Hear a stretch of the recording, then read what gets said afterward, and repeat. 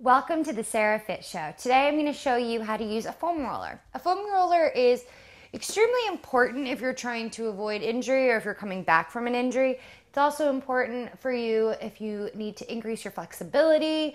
It really massages out those knots that you might have in your legs. You may not even realize you have them. But once you try these exercises, you'll know if you have been needing a foam roller all along. Since I started using one, I have not had any shin splint problems with my running. I have flat feet. So to start, we're going to do the IT band. This is the most painful exercise that you can do on a foam roller. The first time you do it is I don't want to say it's gonna hurt, but the first time you do it, you'll feel the most intensity that you ever will. The more you use it, the less and less it feels uncomfortable. So, if you use it regularly for a month, you're not gonna feel any type of pain at all. So to start, you're going to come on to your hip and just come on down to your forearm and just roll all the way up. I'm gonna put it down here a little bit more. So come down to your hip, and then you can come all the way down to the outside of your knee. Now, if you're new to foam rolling, this is going to be pretty painful and hard to do, but it's one of the best stretches because your IT band is really hard to stretch on your own just with regular static or dynamic stretching. So this is an awesome, awesome, awesome exercise. If this is too much, take your top foot and put it out in front and take some of that pressure off of your hip. So this is the first one. This is the IT band and the most important. Next, just flip on over to your belly and we're just going to come up onto our quads. You can come up all the way to your knee and then go all the way back down up to your hips. And this is a good one for those of you who put a lot of stress on your quads, especially by running. I played soccer my whole life, so I have a little bit of overdeveloped quads, and this feels really good on them. When I first started doing this, it was pretty painful, but I've gotten pretty good. And when you get really good at that, you want to do one leg. I still don't do one leg because it feels uncomfortable, but if you want it, that's what it is. So the next one is for your piriformis. So you're gonna sit up on your foam roller, cross your legs, place your your left hand back behind you. Your left leg is bent, foot flexed, and slowly lift your right hip off of the foam roller. And you're gonna feel kind of like a pressure point. This area is not that big, so you should feel it.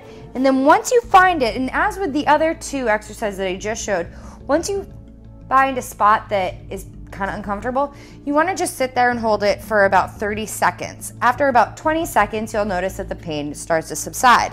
But you don't want to just roll the entire time. You want to find that spot and hold it 30 seconds.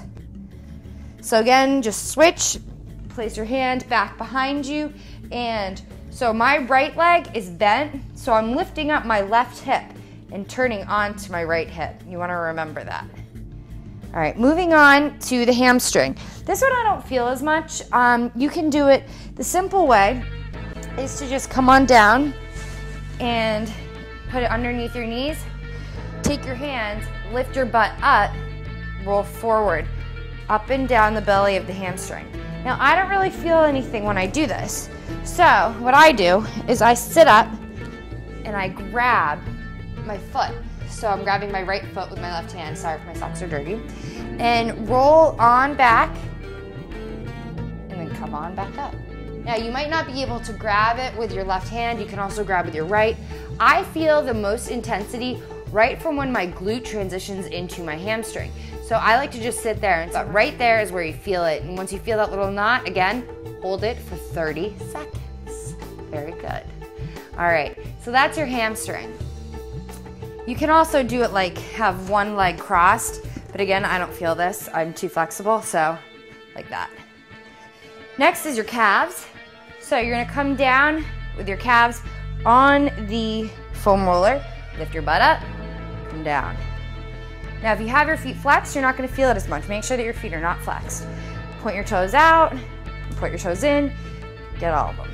So then you can do the low back, I don't feel much. So for the upper back, just relax your head into your hands and slowly roll down to the nape of your neck and slowly come on up. And you don't want to go much farther down than your sports bra line. Just let your head fall back, come back up. This one I find feels the best. And there you have how to use a foam roller. If you need any more reasons why you should foam roll, you can Google it. But it's called myofascial release, and basically your muscles just hold a lot of tension and it creates them to be a little bit more stiff than we'd like them to be.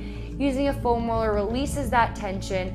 It's essentially giving yourself a deep tissue massage. If you've ever had a deep tissue massage, you know it's not exactly the most pleasant experience, but afterwards you feel wonderful. So that's the same thing with a foam roller. Use it almost daily if you can. Definitely use it before you go running or before a lot of your workouts, and you can use it after as well. So hopefully you enjoyed this. If you have foam rollers at your gym, go grab one, use it, see how much pain you can endure on that IT band. I challenge you, and let me know down below how it went. See you guys soon. Bye.